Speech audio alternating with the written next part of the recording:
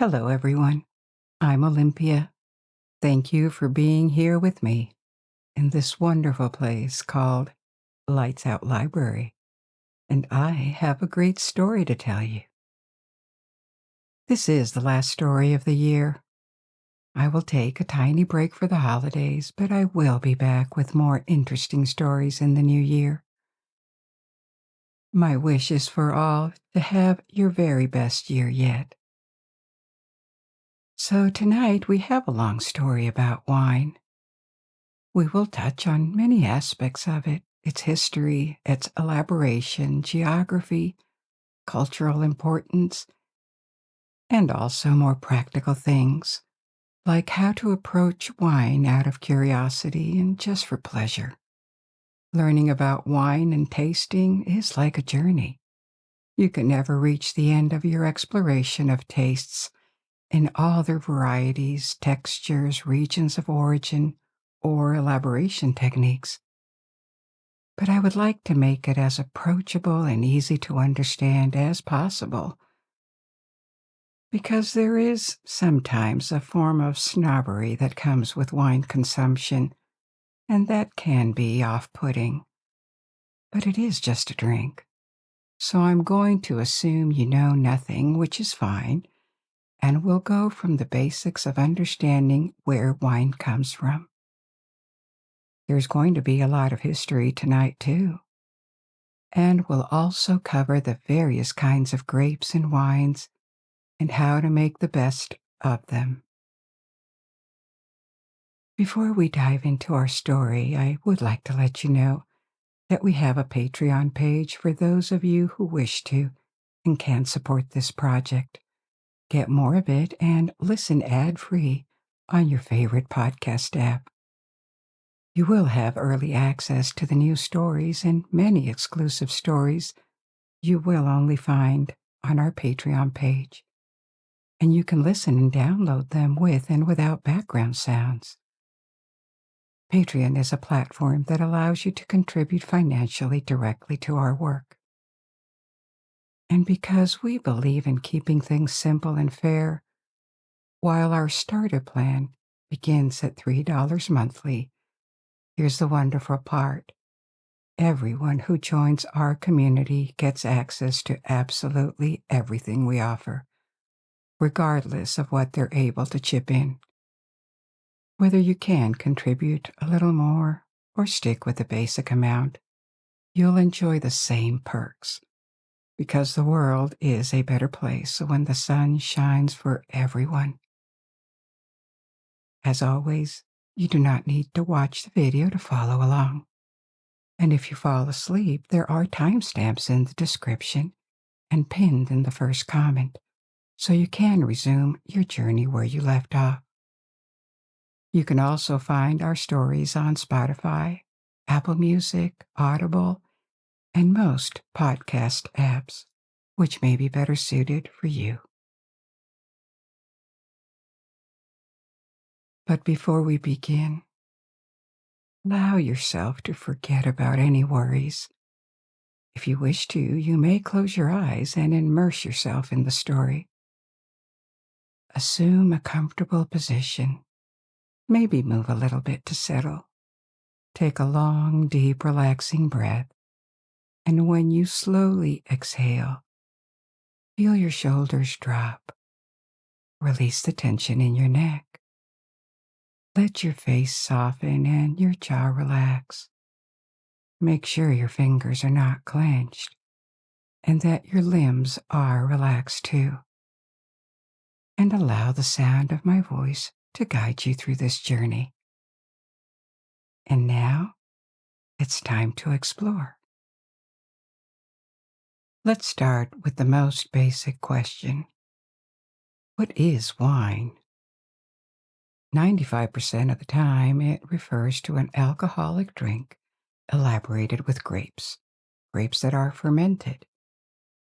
We'll see later what fermentation is, but there are wines made with other crops, many different fruits, or even honey.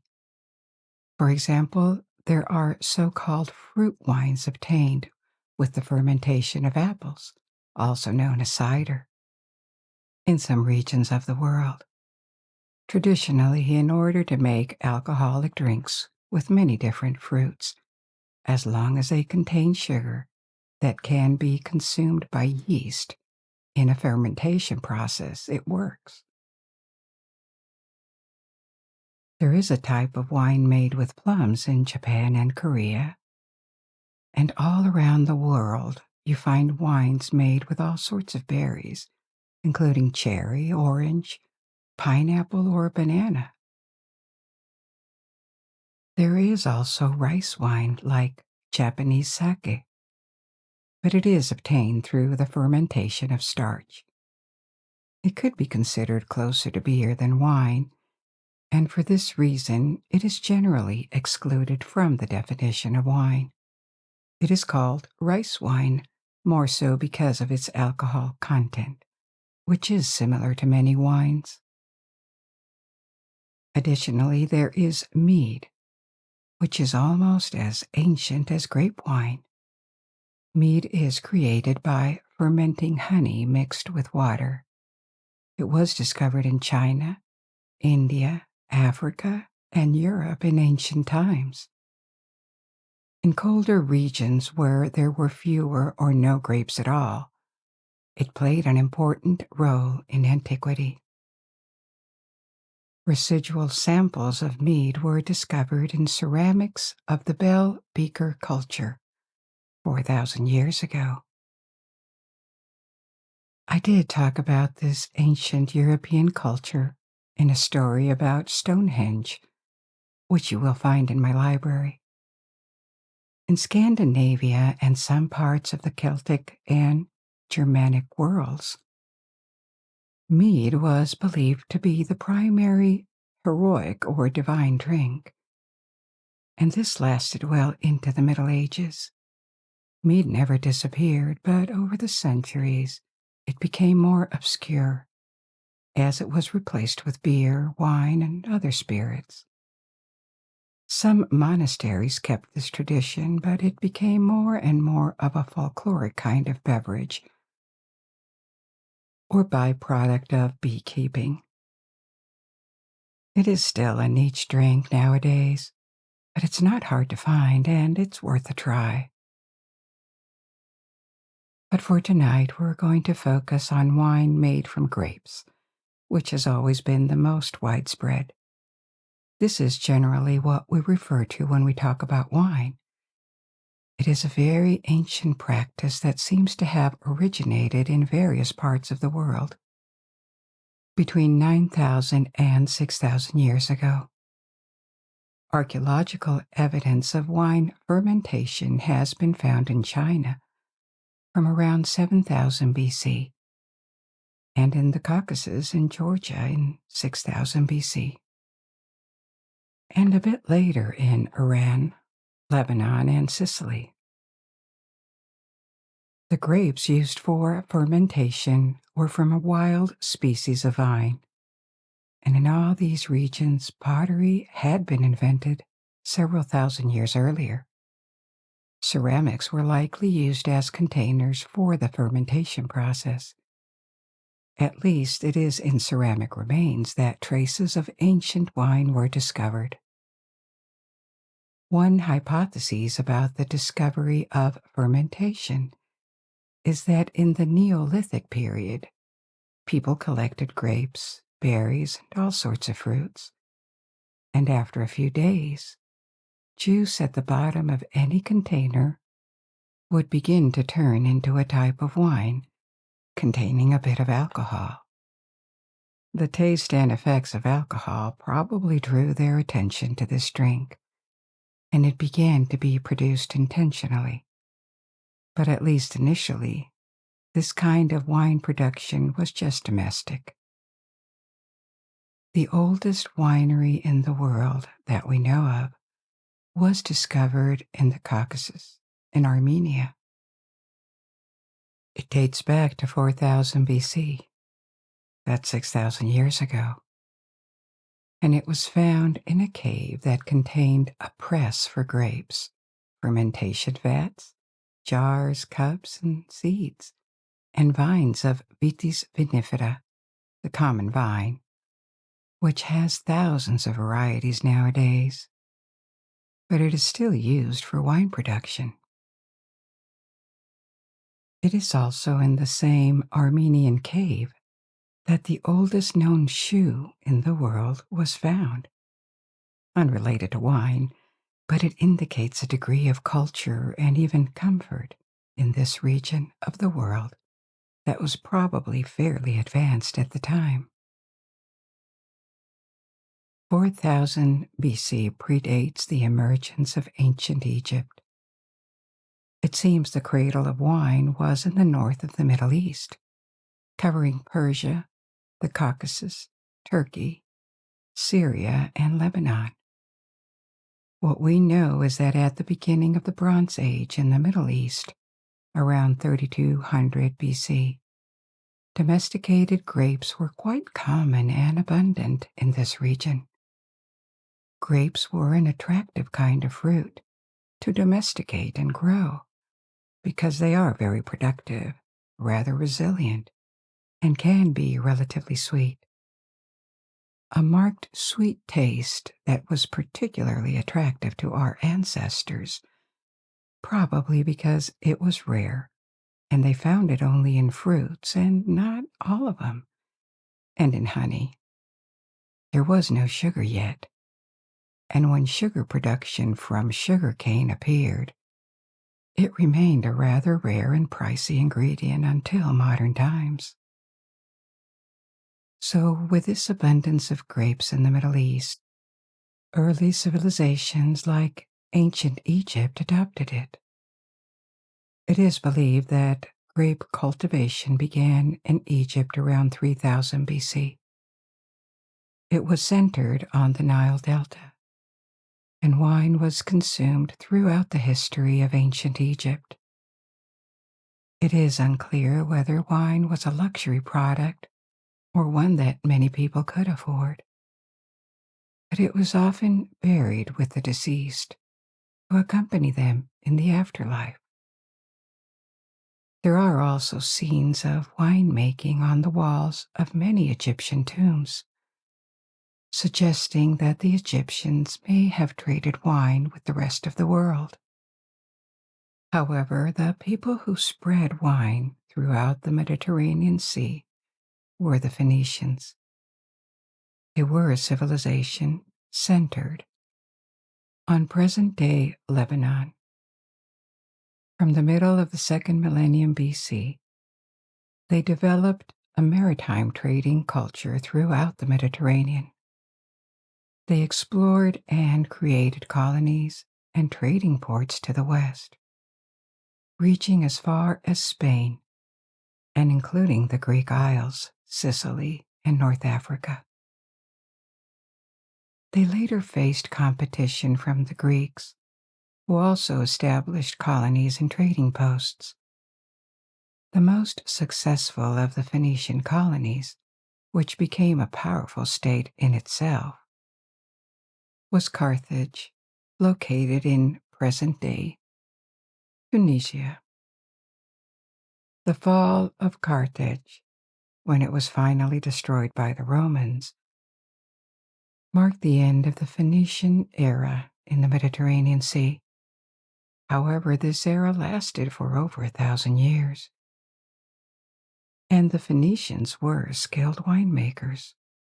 Wine was one of the products they traded, and they developed amphorae, pottery vessels to contain wine and ship it. It appears that trading boomed in the Mediterranean Sea around 1000 BC, as the coasts were heavily populated. Wine was sought after not only because people enjoyed drinking it, but also because it had acquired a prestigious status. It was considered an offering worthy of kings and even gods. During this time, it had the highest alcohol percentage known to most people. And since most Mediterranean wine was red, resembling blood, it likely contributed to its sacred aura and appeal. The Phoenicians advanced winemaking to the point of planting grapevines in their colonies. For instance, they introduced it in Spain and founded cities that still exist in the south of Spain, such as Malaga and Cadiz. Later, they established Barcelona. Around these colonies, they introduced grapevine cultivation and accumulated knowledge about winemaking, including manuals and treaties. This knowledge was later passed on to the Greeks and to the Romans, who also became experts in winemaking. During Carthage's height of splendor, its wine was famous throughout the Mediterranean. The Romans translated an entire encyclopedia of wine by the Punic author called Mago. Punic refers something or someone from Carthage.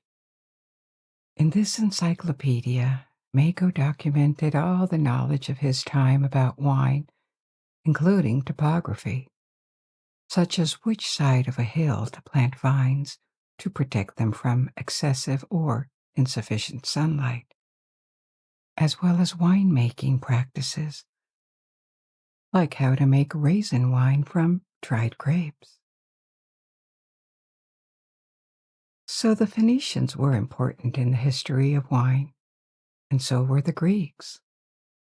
They may have started their development of winemaking by imitating the Phoenicians at the beginning, but then they created their own practices and their own wine culture. Like Phoenicia, great cities became major wine exporters. The Greek amphorae made to store and transport wine were sent by boat to Italy, Anatolia, Egypt, the Black Sea, and to the west, to what later would become Spain and France. They also introduced grapevine cultivation in Italy and France. Now, at the time, wine wasn't really drunk pure. It was diluted with water, because when undiluted, it was perceived as too strong and putting people at risk of losing control of themselves. The Greek god of wine, Dionysius, was also associated with the loss of control and orgies. He was basically the god of getting high, and in the works of authors like Homer, he was sometimes called a kratophorus, the giver of unmixed wine. In classical Greece, drinking pure wine was frowned upon. It probably happened quite a lot, but it was considered something a drunk person would do. Classical Greece valued self-control and moderation above many other values. The Greeks were the first, as far as we know, to develop named wines. They had realized how different wines could taste depending on the grapes, where they were grown, and how they were processed, and their wine production reflected this. They had, for example, a wine called Goan from the island of Kos, which was famous for its saltiness. It was mixed with a bit of seawater. There was also a wine from the island of Lesbos, and to differentiate their wines, the styling of their amphorae varied. Many of these Greek wine amphorae have been found all around the Mediterranean by archaeologists, which is a remnant of centuries of trade in antiquity. But winemaking took yet another dimension in the Roman Empire. The Romans had a major impact on the development of viticulture. Almost all of the wine-producing regions in Western Europe, especially in Italy, France, and Spain, were established under the Romans about 2,000 years ago. They have not changed much since then. At the time when Greek and Phoenician cities dominated trade in the Mediterranean, wine was an obscure drink that was out of reach for the majority of people, except on very special occasions. Under the Roman Empire, starting in the 1st century BC until the end, wine became an integral part of the Roman diet for millions of people. An indicator of this massification of wine consumption is that alcoholism was never referred to as a problem for the entire society before the 1st century. Some individuals could be accused of it, but it was not a social concern. Logically so, because the common man had access to drinks with a low grade of alcohol, like beer, but beer with little alcohol due to a short fermentation. Social norms shifted in the 1st century when it came to alcohol. Wine was so abundant that even modest citizens' households could afford it on a daily basis. Drunkenness became a source of concern in Roman society. At the end of the 1st century, the first wine laws were passed to regulate this production, and they banned the planting of any new vineyards in Italy, for example. The Romans invented a lot of the practices that are still in use in wineries. They built special storage rooms for aging, and even created smokehouses that could mimic or accelerate aging. Wine presses became widespread in Roman villas that could produce their own wine, an ancestor to the system of chateaux or houses. As certain regions and producers gained fame for their particularly fine wine, they created a precursor to today's operation system. Only winemakers from a particular region could use it. Another innovation, this time in the storing and shipping of wine, was a progressive replacement of amphorae with barrels. Wood barrels were an invention from a Celtic group called the Gauls, and barrels were more solid and had a much greater capacity than terracotta amphorae. The first glass wine bottles also appeared. This type of bottle was an invention from Syria that spread around the empire. Actually, the oldest known surviving bottle of wine is a Roman bottle. It is called the Spire bottle because it was retrieved from a tomb in Germany still unopened and is dated from the 4th century AD. To the Romans, wine also had medicinal purposes when mixed with herbs or minerals. Sometimes for better health, the upper classes would dissolve pearls in wine before drinking. This belief lasted for centuries in ancient Rome. There is a famous legend about Cleopatra. She would have told Mark Antony that she could drink either the value of an entire province or a pearl necklace, and then she would have dissolved it into a glass of wine. Either the necklace or a single big pearl, depending on the versions. During antiquity, wine consumption thrived around the Mediterranean and in the Middle East, from Persia to Spain, but it did not really spread much further. To the north, the climate was not favorable, nor was it to the south, and in the east, I told you earlier that remains of grape fermentation were discovered very early in China, but it never really took off there. The Chinese were exposed to wine several times throughout their history. They had contact with the eastern part of Alexander the Great's empire after its collapse. Viticulture had been introduced to Central Asia a bit, and it was also imported under the Tang dynasty from the 7th to the 10th century. That is to say, during the Dark Ages and the Middle Ages in Europe, but it remained exotic in China. China developed other alcoholic beverages based on the fermentation of grains like rice, and wine never became widespread nor generated a lot of interest.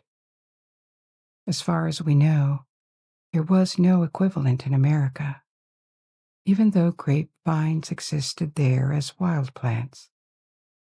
This means that the regions of the world where wine thrived during antiquity and the Middle Ages were limited to the Middle East, North Africa, and above all, Europe.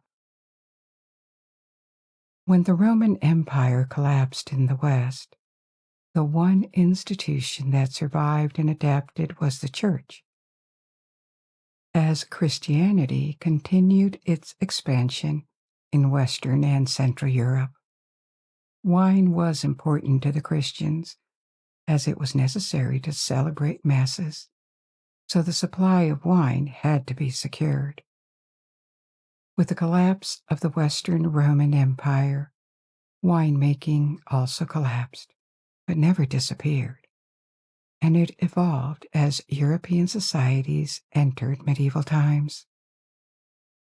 Monastic orders became the controllers and organizers of wine production in large parts of Europe. In general, the Middle Ages saw a big rise of monastic orders that followed different set of rules. Benedictine monks, the Cistercians, and the Templars. They controlled vast areas of land, not as much as the feudal nobles, but there were also industrial centers. The monks were rarely inactive, and they produced relatively elaborate items, from honey and its byproducts to wine, books that were copied manually, beer, and many more products that funded their communities. In doing so, they preserved and very often expanded technical knowledge in this field.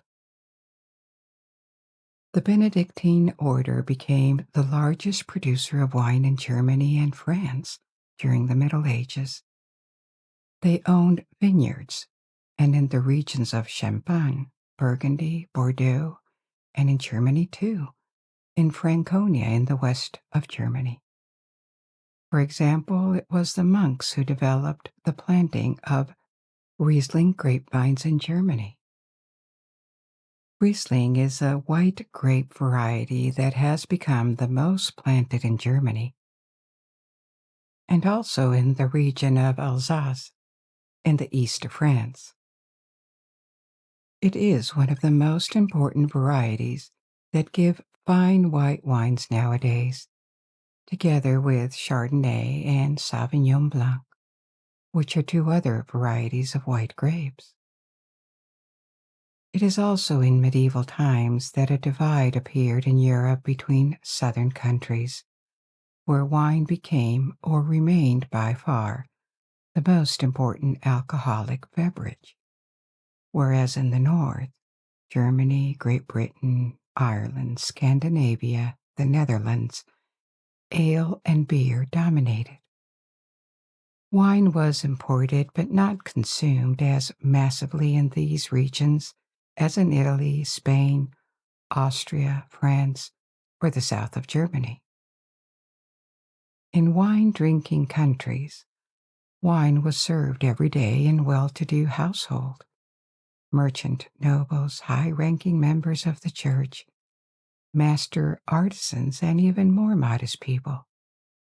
It was a rather familiar drink, and it was often served watered down and rarely drunk pure, as we tend to do today. Generally, the dilution was at a ratio of 4 or 5 parts of water to only 1 part of wine, meaning that the grade of alcohol in the final drink was only around 3%.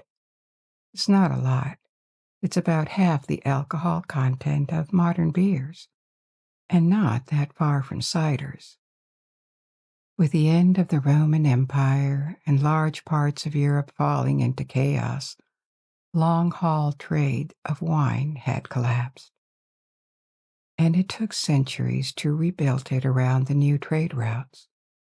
Most wine production was for domestic use, but it started to change in the 12th century, when Western Europe entered a period of relative stability and prosperity. It was also a time when large Gothic cathedrals began to be built. The production of written documents increased, and more land was cleared to be cultivated. The main trade routes in Europe at the time connected the north of Italy with its vibrant cities like Genoa and Venice to the other side of the Alps, Germany and France. The Rhine River became a major access point for the circulation of goods, as did the Baltic Sea and the Atlantic coast from the North Sea to Portugal. Large international sales for traders appeared too, like the fairs of Champagne in the northeast of France. So regions that had been compartmentalized for centuries, when it became to trade, began to exchange goods. The southeast of England, Flanders, and the Netherlands, the Rhine Valley, Italy, the region of Paris, cities from around the Baltic. Wine was one of the products to be traded, together with fabrics and whole spices. New wine exporting regions appeared, and none was as successful as the region of Bordeaux in southwest France. Bordeaux was boosted by its political connection to England in the 12th century. At the time, the area covered by vineyards around Bordeaux was fairly small, and wine production was mainly for local consumption. Other regions in France, like Burgundy or Languedoc, were much more relevant when it came to wine production. However, the popularity of Bordeaux wines increased dramatically around the wedding of the King of England, Henry Plantagenet, with Eleanor of Aquitaine. She was the Duchess of Aquitaine, a domain that covered most of a quarter of the Kingdom of France. She was first married to the King of France, Louis VII, but after 15 years, the wedding had failed to produce a son, and she sought the annulment of their marriage, which she was granted. Shortly after that, she became engaged to the Duke of Normandy, who later became King Henry II of England. Henry and Eleanor formed a very powerful couple in the 12th century, together controlling an Anglo-French empire that comprised Aquitaine, Normandy, and England. Eleanor became the Queen Consort of England, and she was the mother of Richard the Lionheart, Richard I. The consequences of the Dukes of Normandy being kings of England and this wedding, which gave them control of large swaths of France, where they were supposedly vassals to the King of France, were immense in the following centuries. Many things happened in between, and the kings of France reconquered large parts of this Plantagenet empire until the 100 Years' War began. One of the reasons for this 100 Years' War was the legitimacy conflict between two closely related dynasties. They had many ancestors in common, and both had claims to the crown of France. But this is another story. So when it comes to Bordeaux, the city became the base for Richard I's operations on the continent, and privileged connections between Bordeaux Normandy, and England were created. Bordeaux wine exports grew dramatically from this moment on, most of it going to England, and vineyards extended to accommodate this new demand. In the following century, the 13th century, most of the Plantagenet Empire on the continent was lost to French kings, and Bordeaux was even besieged in 1224. But the city resisted and remained in English hands. This didn't affect the success of its wines, as Bordeaux became almost the only region to export wine to England. It received an export privilege to London, and it became the largest of all French winemaking regions. Bordeaux suffered greatly from the 100 Years' War that started in the 14th century, and it was followed by the worst pandemic ever in Europe, the Black Death, which ravaged the area by the middle of the 14th century. By the end of the conflict in 1453, the kings of France had retaken control of the region and never lost it again. But this didn't eliminate the trade connection that had already existed for almost 3 centuries. Relations between France and England were at a low point at the time, so to keep the business working, the privilege to trade Bordeaux wines was granted to Scottish merchants who maintained this connection with Great Britain. Centuries after it began, Great Britain is still the #1 foreign client for Bordeaux wines. Historically, the city of Bordeaux derived a large part of its wealth from this wine trade. It kept thriving in the 17th and 18th centuries when it diversified its clientele. At the time, Dutch merchants began to place orders, and the planting of vineyards went through a new boom in the Bordeaux region. The spread of vineyards became so widespread that it was divided into specific areas so that consumers could know where each wine was from. Maybe you've heard or read names like Medoc, Haut-Medoc, Grave, and Blé. These are areas of the wine region of Bordeaux, and they are further divided into subregions such as Gauillac, Saint-Julien, Margaux, Sauternes, Saint-Emilion, and Gros. These smaller areas have particular topography and soil. On a bottle of Bordeaux wine, on the top of the chateau, the producer equivalent to a brand, you have the region and subregion mentioned. With the end of the Middle Ages and the arrival of the Renaissance, the wine trade only intensified, and more regions appeared on the map as purveyors of fine wines. For example, in Portugal, the wines of Oporto and Madeira were another kind that the British became fond of and imported. Actually, if you study a bit of economics, one of the early proponents of free trade between nations was an economist called Ricardo. And to illustrate the advantages of free trade and how nations could better exploit their competitive advantage, he took the example of Britain and Portugal trading cloth for wine. Britain was better at producing cloth, and Portugal at producing wine, 2 products that each country needed.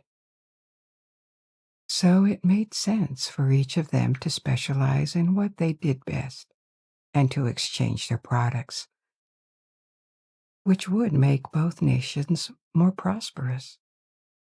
Other wine-producing regions emerged in Spain and Italy, but the country that embraced fine wine production the most was France.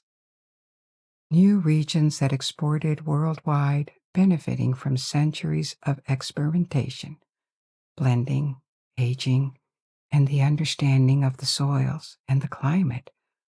Join Bordeaux, Burgundy, Loire-Vallée, Rhône-Vallée, Champagne, Alsace in the east, and another notable wine region is Champagne, which I'm going to talk a little bit about. Nowadays, Champagne is known for its sparkling pale or pinkish wine, but this was not always the case. The first vineyards were planted by the Romans in this area of northwest France, and wines from this region, which were mainly reds, benefited from the traditions of French kings being crowned in France's largest city in the area, Reims. Local wine was displayed at the coronation festivities. However, Champagne wine was very local at the time, and it struggled to compete with its southern neighbors in Burgundy. The climate in Champagne is colder. The soil is rich in limestone, and this makes the wines more acidic. And with low sugar levels, the cold tended to halt fermentation in the cellars during the winter, and this left dormant yeast cells inside the wine. Of course, there was no understanding of this at the time. So the wine would be bottled, but then when exposed to higher temperatures, fermentation resumed. And one of the byproducts of fermentation is the release of carbon dioxide gas, which stays trapped inside the bottle if the bottle is sealed. This pressure often causes bottles to explode. Actually, if you take a look at a modern champagne bottle, it is made of very thick glass because it needs to withstand pressure, even when the bottle gets shaken a little bit. But if the bottle survived, the wine was found to contain bubbles. This was regarded as a major flaw, and for centuries, winemakers from Champagne tried to avoid it, including a Benedictine monk from the 7th century called Dom Perignon. There is a myth that credits him with the invention of modern sparkling champagne, but it's quite the opposite, actually. He tried to get rid of the gas in the bottles. He understood that gas came from the resuming of fermentation once the wine had been bottled because, due to the low temperature, all the sugars had not converted into alcohol. He was very important because he studied and recommended many practices that are still in use nowadays in winemaking. The blending of grapes from multiple vineyards, pruning of vines, the conducting of harvests, and the use of multiple presses to avoid maceration of grape juice and skins. But he did not invent sparkling wine. In the 17th and 18th centuries, Champagne started to produce two kinds of wine, still and sparkling. The still red wine was never a big success. It still exists today, but it is fairly marginal. The pale and sparkling versions, however, started to gain popularity at the beginning of the 18th century, after the death of Louis XIV. It became a favorite of the nobility at a time when other European courts emulated the French court. More and more winemakers started to deliberately make their wine sparkling, but the process of re-fermentation and the need for thicker bottles that could withstand the pressure were still not very well understood. Finally, these obstacles were overcome in the 19th century, and the profitable wine industry on a larger scale took form around the modern sparkling version. Champagne gained more and more fame as a drink for celebrations. Modern houses were founded around the middle of the 19th century. Names like Pommery, Bourg, Veuve-Clicquot, Boulanger, and one of the oldest, Moet Chandon, date back to the 18th century. However, the region suffered terrible circumstances in the 20th century. The vineyards were devastated by phylloxera, a pest that kills vines, and actually ruined many European wine-producing regions at the turn of the 20th century. Then Champagne became a battlefield in the First World War. The front line passed right through the region, and many vineyards were turned into a desert of mud ravaged by shells. Later, there were commercial setbacks. The American market was lost because of the Prohibition in the 1920s, and the Russian market was also lost due to the Revolution. Then the Second World War halted production again, but Champagne recovered from all of this and became extremely successful since the 1950s. Sales have quadrupled since then. Over 200 million bottles are produced annually, and at this point, production capacity is saturated because the area where grapes can be grown to claim the Champagne appellation is limited in size. However, going back in time a little bit, wine did not remain centered on Europe and the Mediterranean Sea for a long time since antiquity. When European expansion started in the 16th century, wine also expanded all around the world.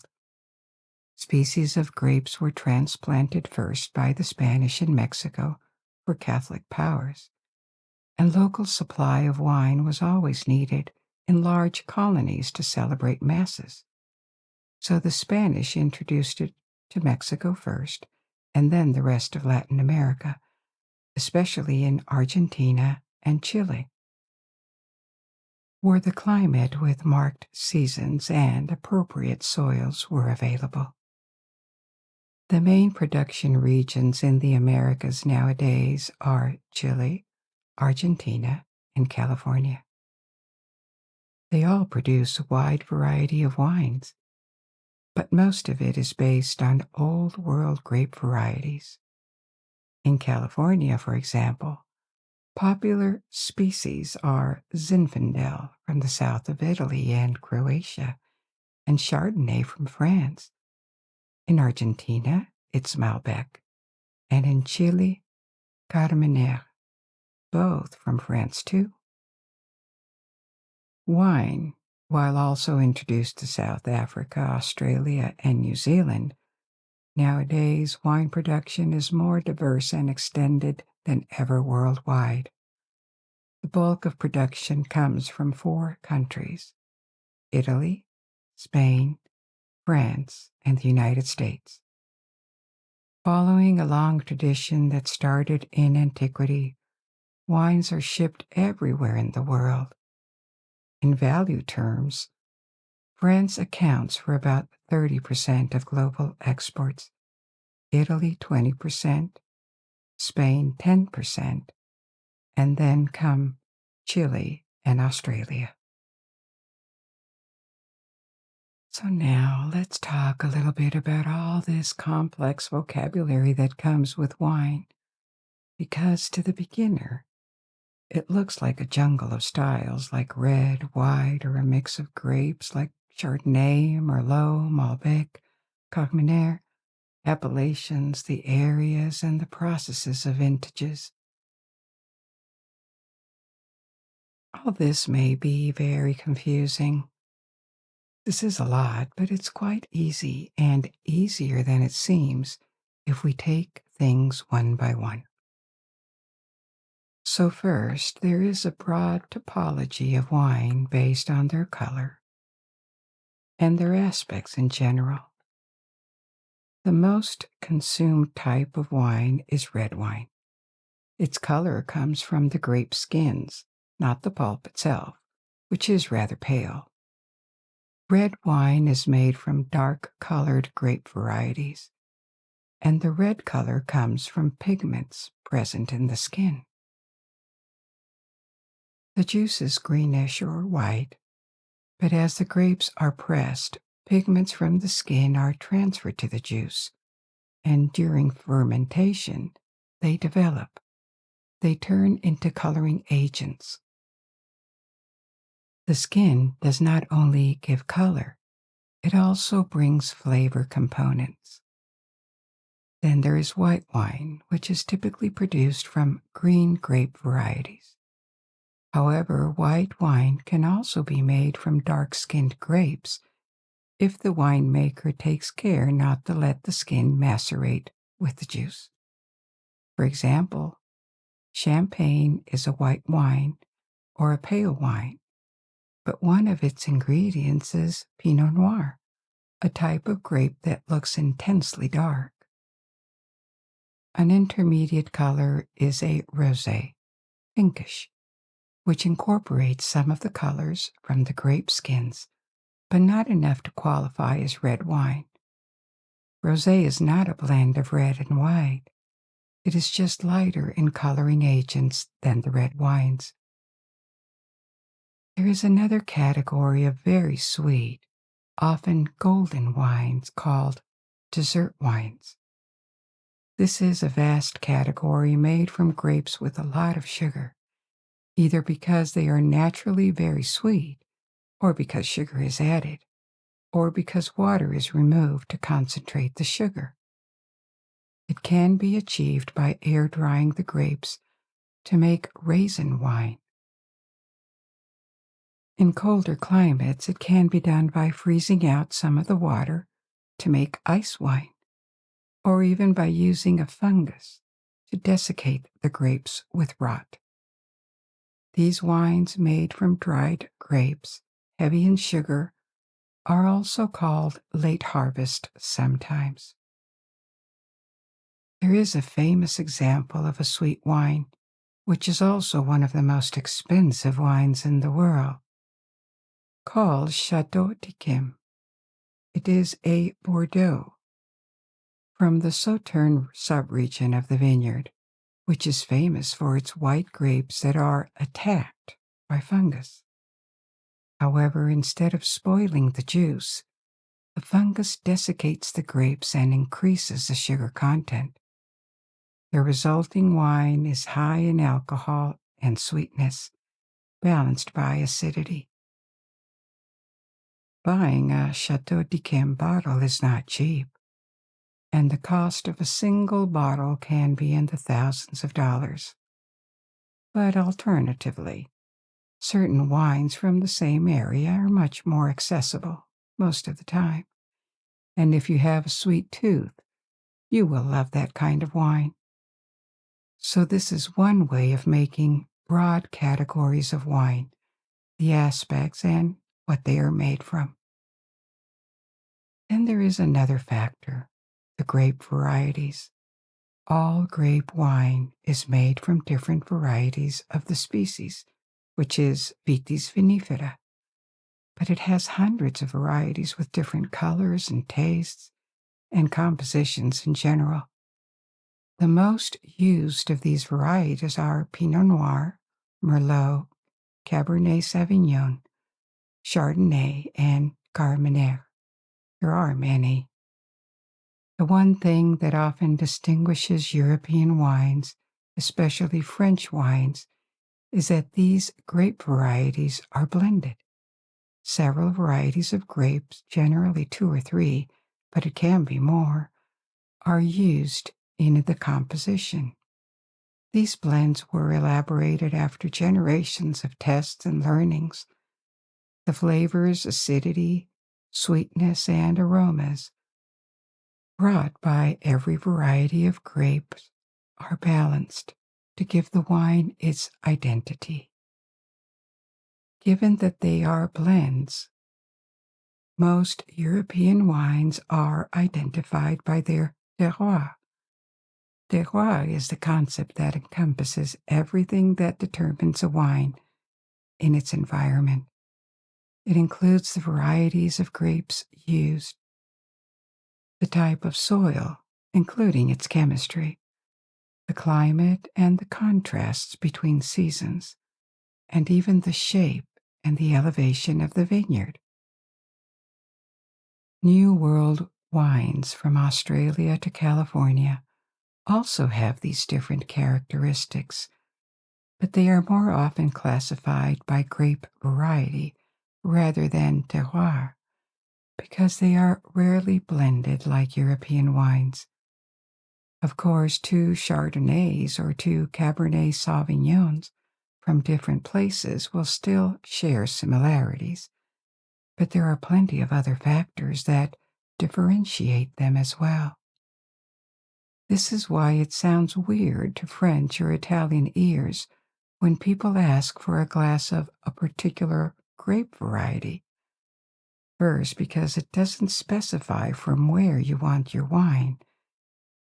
And second, because there are barely any wines made of single varieties of grapes in Europe.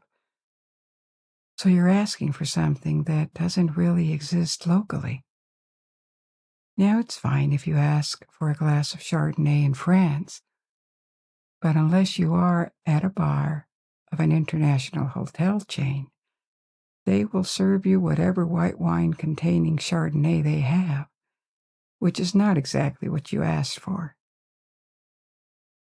If you want to blend in more with Europe, you can just ask what white wine they have, possibly with a fruity, dry, or slightly acidic taste, which are the characteristics generally associated with Chardonnay. Now, the limited use of blends doesn't mean that New World wines are bad. Far from that. There are excellent wines from California, Chile, or South Africa, and they get better with experience. There is a wonderful red wine from the southeast of France, Châteauneuf du Pape, literally the Pope's new castle, which is quite expensive but a favorite. Châteauneuf du Pape is a village near the city of Avignon, and its name derives from its history. In the 14th century, the region of Avignon became part of the Papal States. When popes moved from Rome to Avignon, not willingly, it was moved by the King of France to keep them close at hand.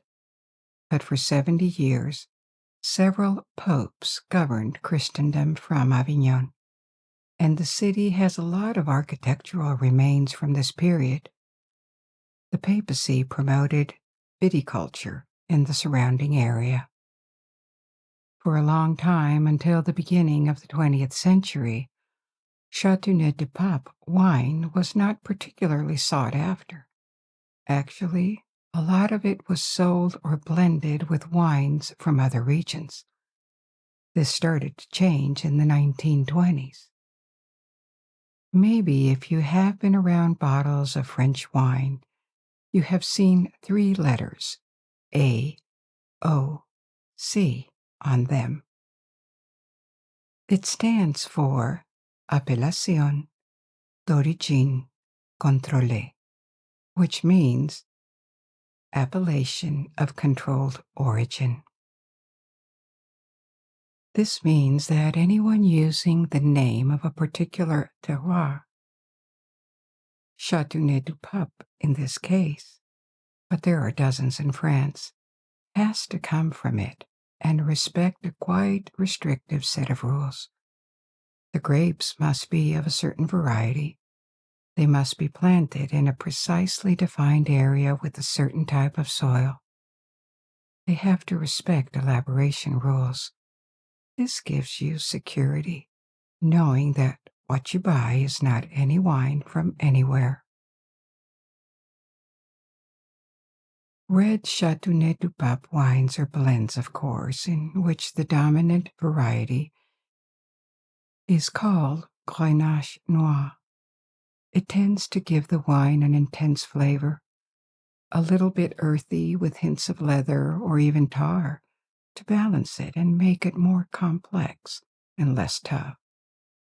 It is mixed with other varieties like Syrah and Mauvert. These are the main ones, but there can be up to 13 varieties depending on the houses, the producers. They all respect the set of rules from the AOC, but it leaves them with a bit of leeway to make their own house blend. This wine tends to get better and better with aging. It turns more subtle and more rounded, meaning that you still perceive a variety of notes and taste, but they blend together harmoniously. You move from one to the next when you taste it, and back almost without perceiving the changes. It is satisfying. Speaking of aging, this is why fine wines are dated. The year appears on the bottle because once they are elaborated, wines don't remain stable and inactive. They keep slowly changing. In general, older bottles will be more expensive. It is not just because of the change and improvement in the wine, it also reflects the costs of mobilizing capital to make the wine, storage, and waiting years to sell. The same happens for whiskeys and many other spirits that require aging. Wines that are destined to be aged will typically spend time after fermentation in wood barrels. This period spent in contact with wood is also part of the aging process, giving them more aromatic compounds. Then they are bottled and can be stored for years before being sold or consumed. However, it cannot be done with any wine. Many of them are not good to be aged, and in the long term they will just turn into vinegar. Most wines start to get better over time, especially reds. When they are young, they will often look violet. Then they turn more and more red as they mature. And finally, the oldest, finest red wines take on a brown hue. Wine cellars are the right places to keep aging wine because they maintain a stable temperature.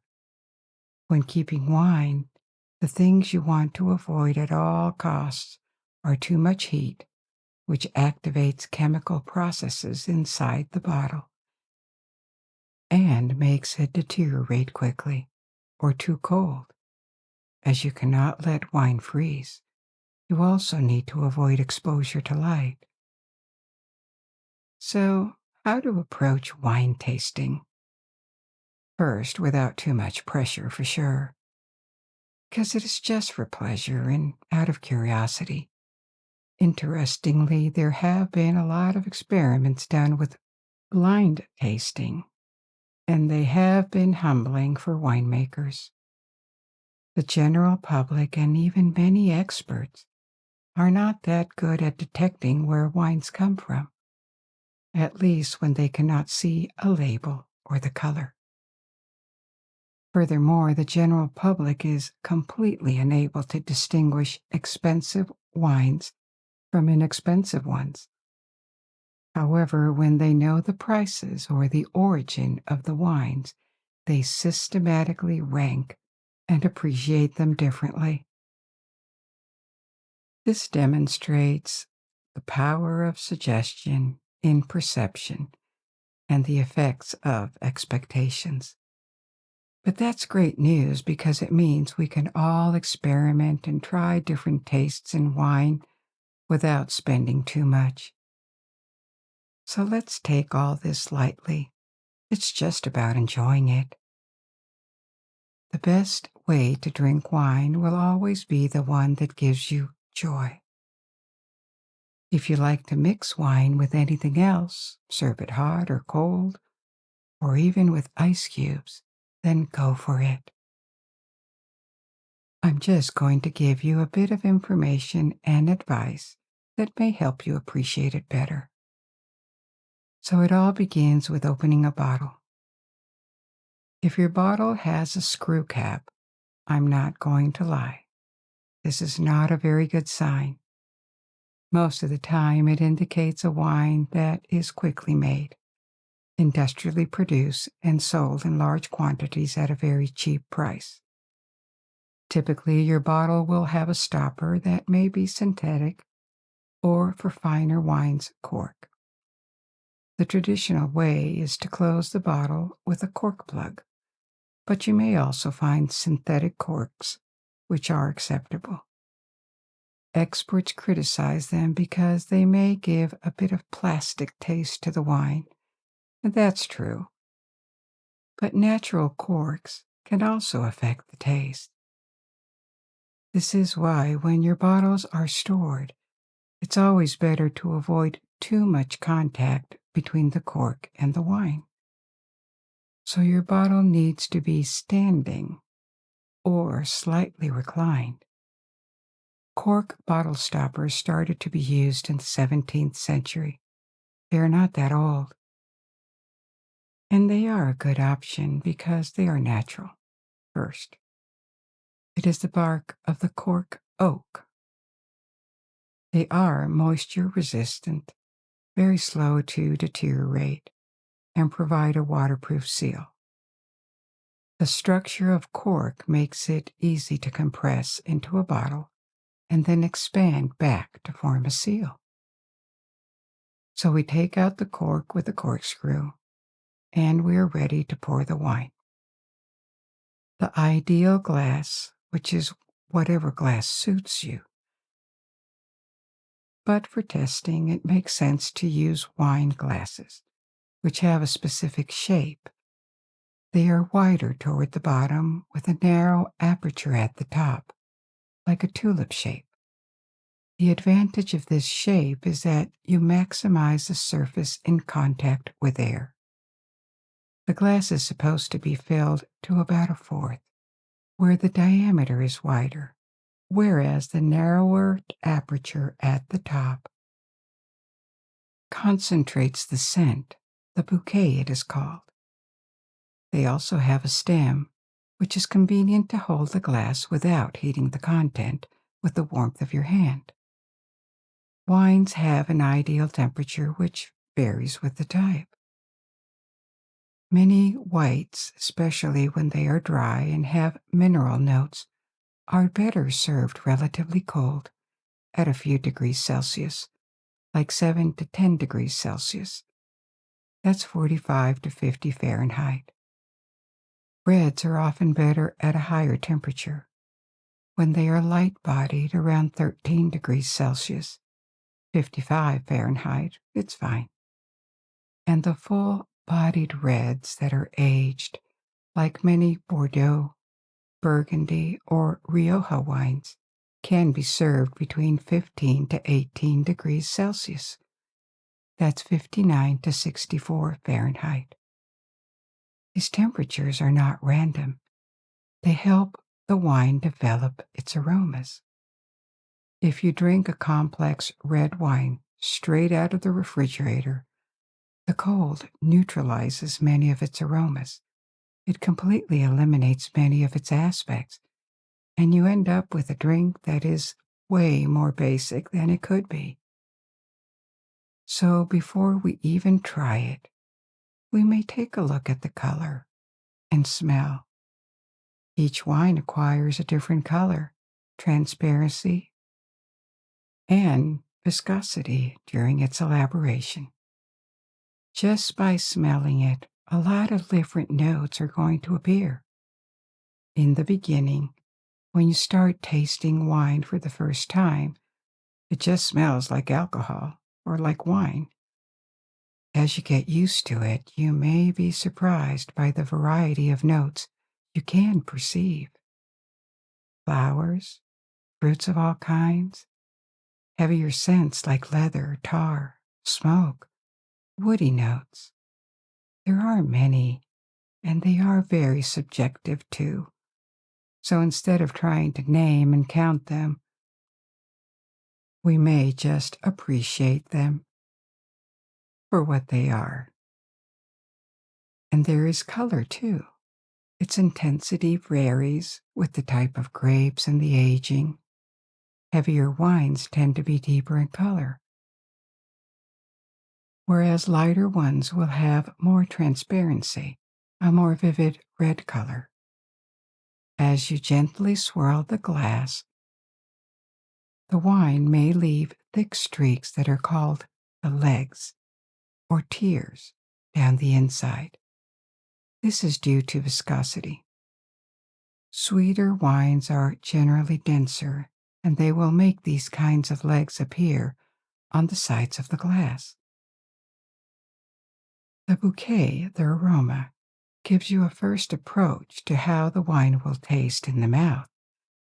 The exposure to oxygen raises aromatic molecules. There can be dozens or even hundreds of different such compounds in a single bottle.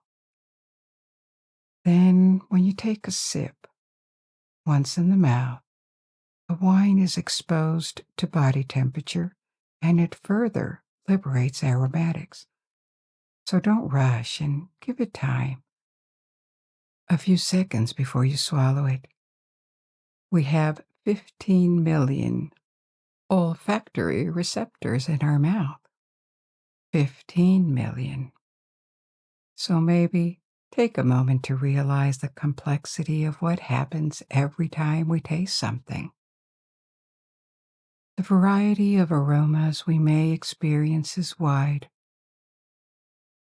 White wines are often associated with fruity and flowery descriptors: lemon, peach, apple, apricot, pear, rose petals. They may also develop mineral aromas like pebbles, nuts like almonds, or grassy notes like fresh herbs. Reds are more often associated with black cherry, red fruits, spices, chocolates, smoke, leather, tobacco, pepper. One satisfying thing about wine tasting is that you get better every time you try. What at first might seem to be relatively plain reveals layers upon layers of taste and complexity, all enjoyable as you get used to identifying them. We've come to the end of our journey tonight. I hope you enjoyed this adventure, and I invite you to discover and learn more. Now you can let go and sleep. Or if you're not sleepy yet, you may pick another story from my library. And until we meet again, good night. Sleep well.